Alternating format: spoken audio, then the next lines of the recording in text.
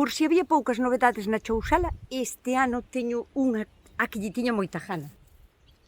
Presento-vos o llacón.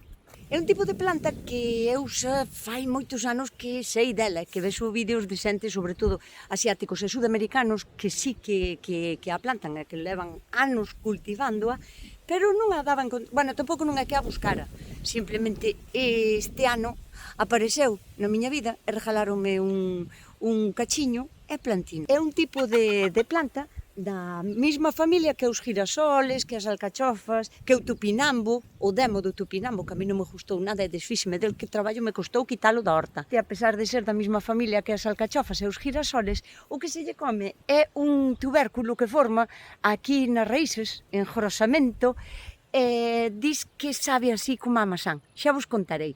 Evidentemente non é unha fruta, porque as frutas nacen de flores que son polinizadas. E neste caso simplemente é un cacho de... Que pesado eres, macho.